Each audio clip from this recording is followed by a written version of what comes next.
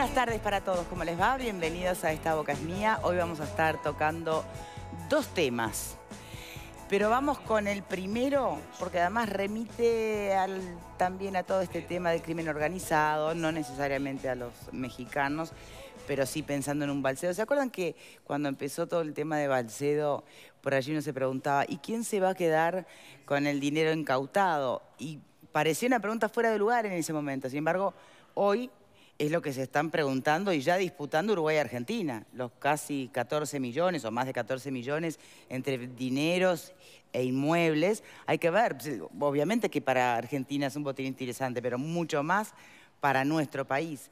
Sobre todo si pensamos en los recursos que anualmente llegan al Fondo de Bienes Decomisados de la Junta Nacional de Drogas, que es quien se termina quedando con todo lo que se incauta vinculado al crimen de narcotráfico o lavado de activos. Entonces, claro, desde esa perspectiva, estos 14 millones creo que se acercan a lo que puede haber recaudado Uruguay en ese lugar en los últimos 7 años o más, no sé. Por eso es más que interesante.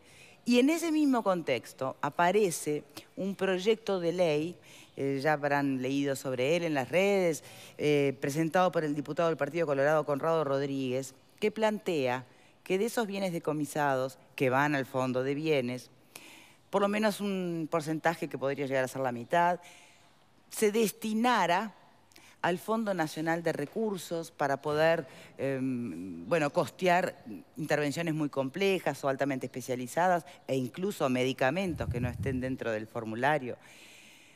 Uno dice, bueno, pero a ver, ¿para dónde iban esos dineros hasta hoy o hasta que se presenta el proyecto? Hay un listado interesante a dónde se destinan estos dineros. La mayoría está todo vinculado, obviamente, a lo que es la investigación de este tipo de delitos. Pero también, por ejemplo, al tratamiento de adicciones. Entonces cabe preguntarse, bueno, sacamos de un lado que es necesario, le damos a otro que también es necesario. No es una decisión sencilla, me parece, ¿no? ¿Qué hacer con estos dineros incautados? ¿Qué posibilidades tiene este proyecto de ley? Veremos. En principio vamos a dar la bienvenida a quien nos está acompañando, el propio diputado Rodríguez, para que haga un planteo que nos ilustre un poquito más a fondo sobre el alcance de este proyecto de ley, que además es retroactivo el 1 de enero, para asegurarnos que lo de Balsedo, si llegara en Uruguay, bueno, también se sume a este fondo de bienes, ¿no? Bueno, buenas tardes ante todo. Buenas tardes. Muchas gracias por la invitación. Nosotros veníamos estudiando esta temática ya hace un buen tiempo, porque ustedes recordarán que en el año 2015, cuando se discutió la Ley de Presupuesto Nacional, ahí habían 3 artículos que de alguna manera restringían el acceso a medicamentos de alto costo. Obviamente que nosotros en ese momento no estuvimos, obviamente estuvimos en contra y dimos una batalla en el Parlamento para que esos 3 artículos no se aprobaran.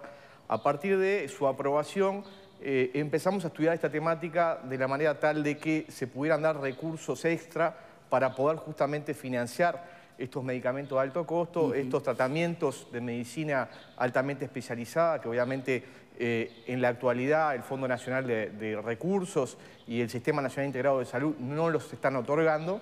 Y fue a partir de ese momento que empezamos a ver la posibilidad de utilizar parte del decomiso que hace la justicia sobre determinados delitos, sobre la comisión de delitos de narcotráfico, de lavado de activos, de lo que tiene que ver con la trata de personas. Bueno, con el decomiso de bienes que se utilizan para ese tipo de delitos, bueno, utilizar un porcentaje para poder justamente financiar algo tan importante para muchísimos uruguayos, muchos uruguayos que están esperando de alguna manera poder acceder a estos medicamentos o a estos tratamientos y que en definitiva el tiempo va pasando y lamentablemente en algunos casos se ha dado la situación de que se le ha terminado dando los medicamentos que han solicitado, pero la persona ya había fallecido. Específicamente yo recuerdo un caso que fue muy resonado en el año 2016, una mujer que se llamaba Adriana, que estaba luchando contra un cáncer de mama y que venía solicitando un medicamento de alto costo. En definitiva, el Ministerio de Salud Pública se lo termina otorgando 2 días después de que había fallecido. Entonces, creo que no solamente el sistema político, la sociedad por entero tiene que tener la visión suficiente como para poder hacer que este tipo de cosas no sucedan. Claro, ahora, incluso en este caso concreto que planteás, viste que ya no solo remite a falta de presupuesto o de recursos del Fondo Nacional de Recursos, sino más bien a gestión también. Entonces, sería la solución este proyecto de ley, porque podría entrar más dinero o más presupuesto, pero después... No, obviamente que eso tiene que estar acompasado por una gestión que esté de acorde, sobre todo con los tiempos de la salud y la vida. Con los tiempos que tienen los pacientes. Pero creo que esta iniciativa justamente lo que intenta, y sí, en este momento se da una situación puntual, que es la del sindicalista Balcedo, y donde se ha discutido toda la incautación de los bienes que tú bien dijiste, pueden ser cercanos a 14 millones de dólares. Sí. Es una cifra muy importante. ¿Fue por el caso Balcedo que se le ocurrió este proyecto? Yo vuelvo para atrás. Yo venía estudiando la temática del 2015. De hecho, en el año 2016 presenté un recurso de inconstitucionalidad sobre los 3 artículos que se habían aprobado en el presupuesto nacional. O sea que veníamos trabajando en la temática. Nos faltaban sí algunos datos, los pudimos ir consiguiendo. Uno de esos datos era saber a ciencia cierta cuánto se venía recaudando por el decomiso y remate de este tipo de bienes y de valores. Por la información que tenemos es cercana a los 14 millones de dólares justamente desde el año 2010 al año 2017. Ahora, con este caso puntual, serían otros 14 millones de dólares. Es cierto que se han venido financiando actividades que son muy importantes, como lo que tiene que ver con la prevención de la drogadicción o con el tratamiento de la drogadicción, pero también se han venido financiando otras cosas que, a mi juicio, creo que no son tan trascendentes o tan importantes. Porque en el año 2016, por ejemplo, la Junta Nacional de Drogas le transfirió a la Fiscalía General de la Nación 2.250.000 dólares para comprarse un inmueble. Y creo realmente que el Estado tiene inmuebles ociosos por todos lados. Creo que no era lo oportuno, lo conveniente, hacer esa transferencia tan grande de dinero a la Fiscalía General de la Nación. Así que creo que hay un dinero que se puede utilizar para algo beneficioso para la sociedad y sobre todo algo beneficioso para muchísimos uruguayos. Bien, ¿qué opinan por aquí? Lo que habría que cambiar, me imagino que es algo que ustedes han estado estudiando, es un poco el funcionamiento de fondo que tiene este asunto, ¿no? Porque si bien es un sistema que es solidario, o sea, cada uno en su recibo de sueldo tiene FNR, que es nuestro aporte al Fondo Nacional de Recursos, luego cuando se hace la distribución de estos recursos, se hace de forma, digamos que... ¿equitativa en qué sentido? Bueno, ingresa tal prestación, ¿no? Bueno, prótesis de cadera, el fondo cubre prótesis de cadera a todo el mundo, a quien tiene dinero para pagarla y a quien no. Entonces termina, de algún modo, me parece que financiando ¿a quién? A las personas que no tienen recursos o a las instituciones médicas que no podrían de algún modo, o habría que ver si no podrían, hacer frente a esta cuestión. Por eso a veces no se trata solamente de tema presupuestal, sino de asignaciones y prioridades. Pero además, ¿qué pasaría con este asunto? Tendríamos que esperar que caigan los narcotraficantes para que la gente tenga recursos adicionales para salvar su vida, lo que me parece una locura total, teniendo en cuenta que la Constitución de la República, un artículo que ustedes mencionan allí en la fundamentación, en la exposición de motivos, dice que el Estado tiene la obligación de brindar la asistencia a quienes no tienen los recursos. Y bueno, pero esas obligaciones explícitas en la Constitución sabemos que bueno, después pero me no se parece dan, que ¿no? justamente lo que estamos haciendo ahora es ir en contra. Ahora estamos financiando prestaciones.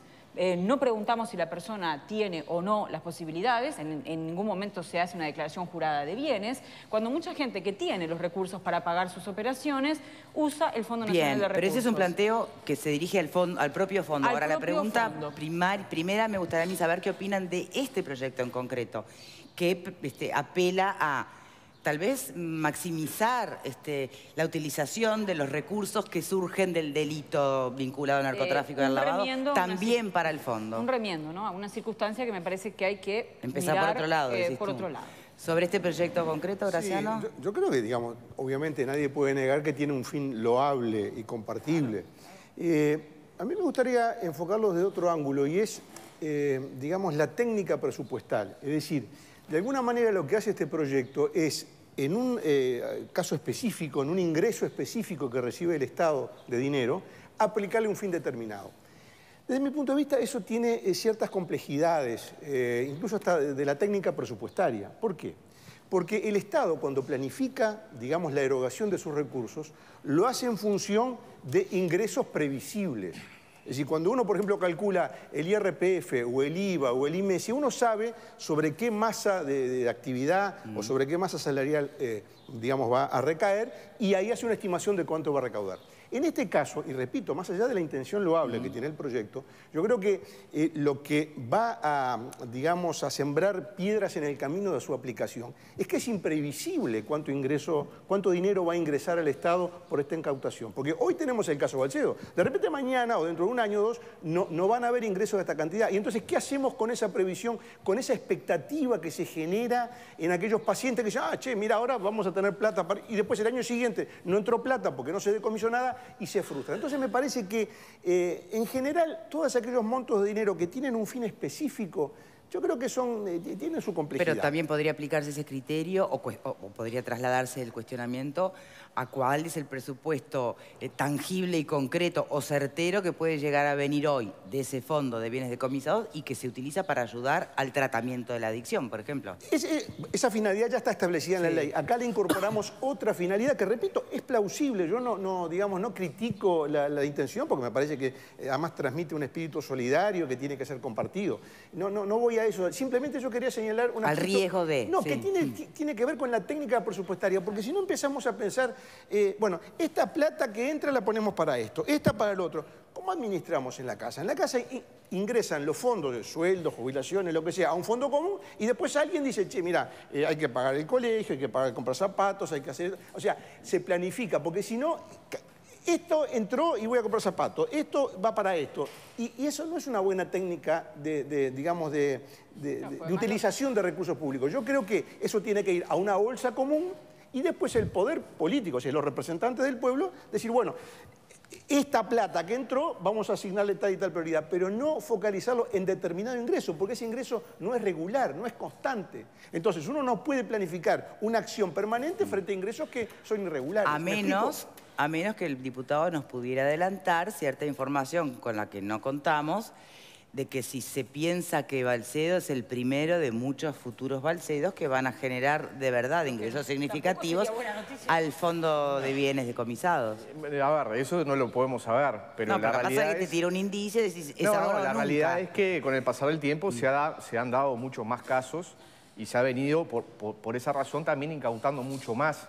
La realidad es que las economías y los países están tan interconectados, el delito está tan interconectado que de alguna manera, obviamente y los montos terminan siendo más grandes porque los negocios que están por detrás, o sea, los delitos precedentes son gigantescos, obviamente que hay la posibilidad de seguir recaudando mucho más.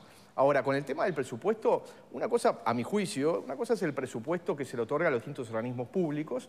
En este caso, el Fondo Nacional de Recursos es una persona pública no estatal, pero que depende de autoridades estatales. Se le da, obviamente, unos recursos que terminan siendo del presupuesto de alguna manera, porque son los ingresos que se dan por el pago del FONASA y otro tipo de ingresos que también hay algún tipo de impuesto aplicado especialmente para el Fondo Nacional de Recursos.